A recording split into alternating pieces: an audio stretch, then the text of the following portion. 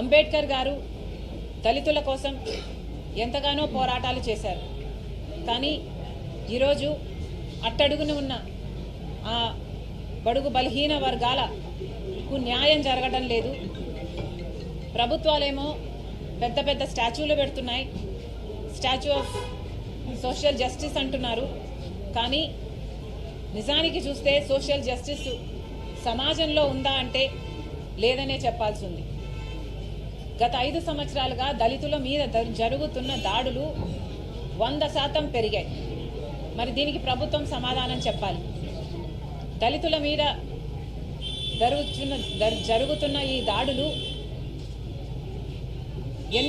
ఎంత ఘోరంగా ఉన్నాయంటే ఎవరైనా ప్రశ్నిస్తే వాళ్ళని సవాలుగా చేసి డోర్ డెలివరీ చేసేంతగా అంత ఘోరంగా ఉన్నాయి.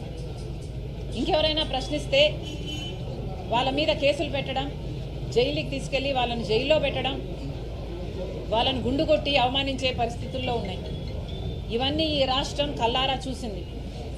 కనీసం దళితులకు వాళ్ళకు కేటాయించిన ఎస్సీ ఎస్టీ సప్లాన్ నిధులు కూడా వాళ్ళ కోసం వాడటం జరగటం లేదు. మొత్తం అన్నీ డైవర్ట్ చేస్తున్నారు, ఇష్టారాజ్యంగా పరిపాలన చేస్తున్నారు. ఇవన్నీ ఆగాలి. దళితులకే కాదు ప్రతి వర్గానికి చెందాల్సిన గౌరవం వారికి చెందాలి. ఇవన్నీ సాధ్యం కావాలి అంటే ఒక కాంగ్రెస్ పార్టీ వల్లనే సాధ్యం అవుతుంది.